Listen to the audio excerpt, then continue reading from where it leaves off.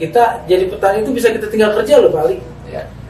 Saya juga kadang-kadang kalau lagi syuting ada jadwal kerjaan, bertani saya nggak tinggalin karena masih bisa pagi-pagi sebelum berangkat kita ngecek pohonan, bibit, pupuk. Kalau udah itu tinggal berangkat, besok pulang kita cek lagi.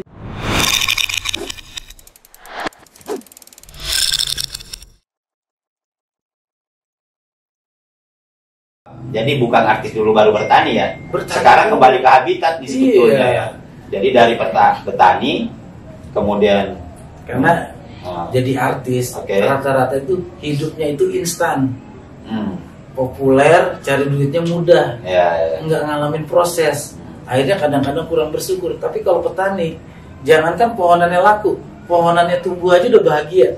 Itu. Jadi petani itu saya yakin hidupnya lebih bahagia daripada profesi apapun juga. Iya, sahabat Om Tani kita ini banyak ngomongin bapak-bapak taninya lagi nonton ya. Iya. Bahwa kita terus menerus menggali dan beri informasi tentang bagaimana pertanian di masa depan. Nah, perlu juga kita pikirkan bahwa yang kita pikirkan bukan petani instan juga kayak tadi bilang. Iya, takutnya kan banyak juga tuh orang-orang sekarang kayaknya mendadak, mudah banget, mudah banget.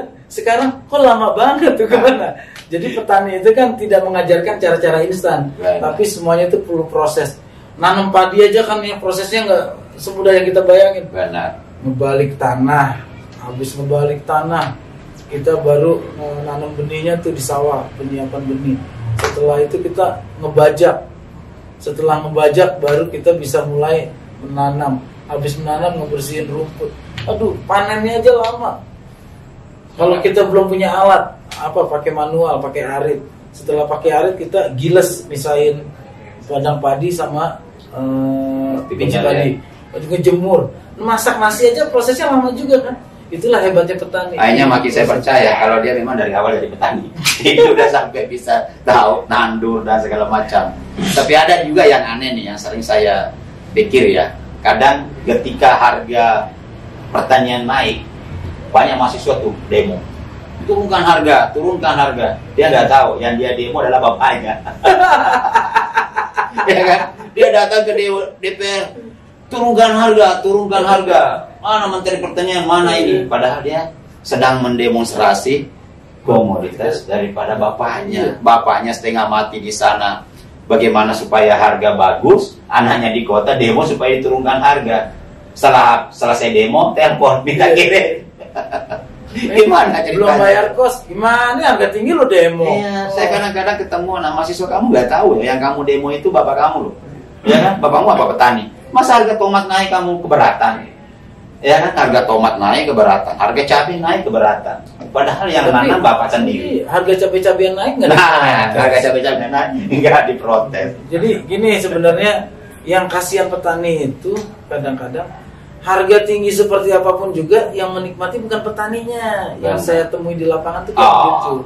Kayak gabah lagi tinggi, kok petaninya juga harganya tetap sama. Tapi kalau bagian harga turun, petani ikut turun. Kayak contoh yang kemarin buah naga, saya temui petani buah naga. Itu sampai dibuangin ke sungai. Betul. Karena harganya cuma Rp1.000 1 kilo. Sedangkan dia menanam untuk produksinya itu satu lahan itu hampir 60 juta modalnya. Benar. Itu yang kita pikirkan, mudah-mudahan aja dengan adanya Om Tani yang selalu memberikan semangat. Benar. Itu jadi petani sekarang itu udah berpikir juga, jadi dia yang punya patokan harga. Apalagi kalau pemerintah kita sudah menetapkan patokan harga ya. Jadi petani itu udah gak mikirin lagi besok udah pasti segini lakunya. Ya, jadi memang kita sedang terus-menerus mengangkat ini. Kita tidak pernah membayangkan gini. Petani ketika menjual berasnya kepada pedagang atau tengkulak, kulanya ngambil 1 karo, 1 kilo dijual di pinggir jalan harganya sekian. Dijual ke sini harganya naik lagi, masuk ke restoran harganya naik. Begitu petaninya datang ke kota, makan di restoran harga berasnya 20.000 1 piring. Iya. Ya kan? Nah itu juga. Jadi padahal mereka menjual harga yang sama kepada semua orang, tapi begitu kita datang ke kota, petani masuk ke kota, makan di restoran, dia langsung beli berasnya 20.000 per 1 piring. Nah ini juga dilema. Makanya sebetulnya ada idenya Om Tani, bagaimana kita mendorong harga ini harus ada harga kualitas supaya petani ini ramai-ramai untuk membuat kualitas yang bagus. Kalau diberitahu bahwa kalau berkualitas tinggi harganya sekian. Nah ini masalahnya sekarang, harga dibeli sama, tidak ada harga kualitas. Berarti semuanya nggak ada spesifikasi ya? Ya? Sehingga motivasi petani untuk membuat produksi yang berkualitas itu rendah. Kayak kemarin saya ketemu dengan petani cabai di Bogor ya. Jadi di sana tuh sudah mulai ada. Saya termotivasinya gini, cabai kualitas A yang memang benar-benar tidak ada cacat, warna sempurna, itu dipisah dengan yang istilahnya mereka tuh BS. Yang BS itu ada bercak, kemudian juga ada yang lagi yang tumbuhnya nggak sempurna, itu per kilonya beda. Nah mudah-mudahan aja semua petani Indonesia udah punya klasifikasi harga. Nah itu dia. Kayak wortel, mudah-mudahan petani wortel yang ada di daerah Cianjur yang kemarin saya, Bang ini wortel lagi kenapa harganya gini. Ya kenapa, kualitasnya kali, kualitas sama. Mudah-mudahan aja, harapan saya sih bikin channel YouTube tentang pertanian itu terutama motivasi anak muda. Yang kedua, menghargai jerih payah nenek moyang kita yang hidup dari bertani. Oke, terus ada lagi nih, saya mau tanya nih ke Bang Narji nih. Masih agak keras sedikit nih ya. Itu kok bisa, apa karena corona aja sehingga terjun di pertanian? Oh enggak. Sebelum jangan-jangan nanti ya sahabat petani ya, jangan-jangan nanti setelah semuanya stabil, selamat tinggal petani, aku balik lagi nih ke panggung. Enggak. Jangankan zaman corona ya, zaman Corolla aja. Saya itu udah bertani ya. Gini. Jadi sebelum pandemi, ini pohonan yang ada di rumah saya nih. Di halaman rumah saya. Ini boleh dicek tetangga atau gimana? Istri saya itu juga sekarang udah mulai ketularan. Semuanya itu kita ngembang biakin sendiri Pak Ali. Kayak pohon bromel, kita beli itu kan bibitnya. Karena begitu kita tanam dengan cara yang benar, teknik yang benar, itu dalam 6 bulan dia beranak sendiri kan. Akhirnya kan lihat pohon bromel kalau beli berapa duit. Tapi kita ngembangin sendiri. Kayak pohon palem yang kita beli, saya biasanya beli bibitnya 1. Saya nyuruh teman-teman di sini yang bisa, gimana sih ngembangin ini? Kayak ini nih pohon-pohon kayak gini. Ini kan kita bisa sendiri. Akhirnya kita nggak perlu. Jadi bisa dikembangin sendiri ya. Nah itu artinya kalau saya bilang meninggalin pertanian balik lagi ke panggung, saya ngebohongin diri saya sendiri. Karena saya begitu mulai pegang uang, yang pertama saya bangun rumah itu, saya pengennya rumah itu konsepnya ada halaman yang bisa tanam pohon. Kenapa? Saya itu awalnya saya ngajak anak saya mudik. Ayah itu taman luas banget, bagus banget sih ayah, rumput-rumputnya itu bedah sawah. Itu pohon padi. Padi itu apa? Yang kamu makan itu nasi. Kok bentuknya nggak kayak yang di piring?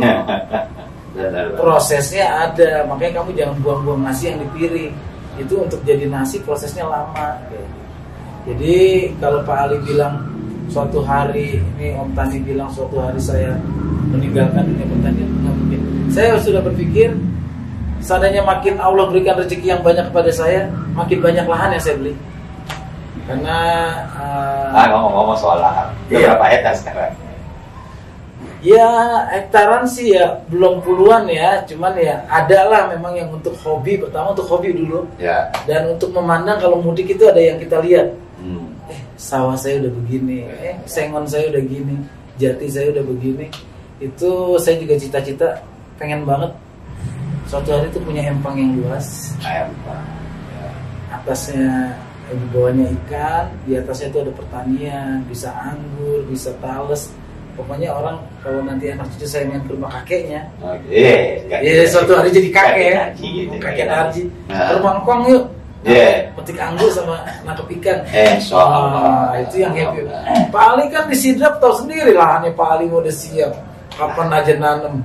Ada. Yang punya tetangga itu kan yang sebelah kiri. Yang sebelah kanan itu punya orang lain. Pokoknya kalau ke sana itu tinggal tanya, yang mana sawah punya tetangga Pak Ali, yang sebelahnya itu pasti orang lain punya. Nah itu ya memang sih banyak lumayan. Jadi kedepannya gimana nih? Nah Pak Ali sendiri awalnya kan ibaratnya membantu petani. Begitu lihat kehidupan petani rasanya nggak mau ninggalin kan? Tenang banget. Senang banget. Kalau lihat petani senang. Saya tadi sempat jalan-jalan ke ke area pertanian di belakang rumah ini ya. Aduh, ingin rasanya di sana aja. Kalau dikasih tanah itu saya mau. Kalau dikasih. Saya juga lagi nggak kalah di belakang Pak Ali. Asal nggak dijual ke saya siap itu habis. Saya kasih deh Pak Ali. Itu ada plastiknya dikit. Kasih tanahnya satu pot. Kasih tanah segitu satu pot. Nah, kita tadi udah janjian dengan petani ya. Cabe yang biasa tiba-tiba Lalu cabai bagus Pak. tiba-tiba daunnya langsung rontok apa itu saya punya. Kalau buahnya rontok, buahnya Pak udah rontok, kadang-kadang baru Saya bobol. punya ada. Iya boleh Pak itu. Lengkap itu semua. Kemarin Yang paling kesel kemarin kita cabai lagi bagus banget Bang. ya cabai Cabai bagus kita. Dapat sampai ya kalau di Pokoknya- karena kita nggak jual kan buat konsumsi sehari-hari 100 kilo ada kali kita bagi-bagi tetangga. Pas lagi selesai nanti ini tanam kembali, tanam Timun cabai, cabai, kita bimbing dia ya. Kita Bimbing dia mulai dari ulat tanahnya. Kita kan katanya kalau tanam cabai ada ulat yang mengganggu perakaran tanaman. Nah, kita nanti akan support dengan sama setelah Produk-produk. tumbuhnya cabainya itu banyak yang nggak normal Pak Ali. ya. Bayangin cabainya nggak pedas. Jadi kalau orang itu timun suri harus membeli. Saya tinggal petik ke belakang. Ya. Waktu orang dulu Timun apa? timun suri. Timun suri. Kalau orang Bugis bilang rabise. Rabise. Orang Sulawesi. Orang Sulawesi bilang rabise. Rabise. Jadi itu memang dicampur dengan es buah juga. Sereh waktu pandemi permintaan sereh tinggi. Orang pada bingung. Saya punya di situ. Oh ya, tadi juga saya mau nyambung itu. Ternyata waktu cerita tentang harga jahe murah apa, ya bukan kita mensyukuri corona, tapi dengan ada itu ini harga jahe jadi Tuh. naik ya. Kemarin jadi motivasi juga tuh, sempet harga-harga pupuk, harga-harga bibit pohon pepohonan hias meningkat di saat orang banyak di rumah kan. Nah, di saat orang banyak di rumah, akhirnya hobinya apa, banyak yang lari hobi ke pohon. Itu juga rezeki buat petani, rezeki buat petani ikan. Mudah-mudahan aja setelah corona berakhir, bukan berarti tren itu hilang. Ya. Nanam bukan berarti di saat kita ada di rumah aja. Kita jadi petani itu bisa kita tinggal kerja loh Pak Ali. Ya. Saya juga kadang-kadang kalau lagi syuting, ada jadwal kerjaan, bertani saya nggak tinggalin karena masih bisa pagi-pagi sebelum berangkat kita ngecek, ngecek pohonan, bibit, pupuk. Kalau udah itu tinggal berangkat, besok pulang kita cek lagi. Petani itu bisa nyambi, tapi serius. Nyambi tapi serius. Ya. Terakhir Bang Narji, Nah, ada pesan nggak untuk pemirsa Om Tani? pokoknya jadi petani itu no baper, no minder, insya Allah jadi miliarder. Nah, Oke, gimana kita akhiri saja dulu ya Iya. perbincangan kita. Kapan-kapan kita lanjut lagi. Kapan-kapan kita lanjut dan bisa lebih seru lagi. Bahkan kita mau melakukan kunjungan langsung ke lapangan, bertemu langsung dengan petani. Bisa jadi sahabat Om Tani yang lagi nonton ini salah satu yang akan kita kunjungi. Oke, terima kasih ya. Terima kasih Om Tani Terima hadir kasih di juga sudah menyediakan tempatnya.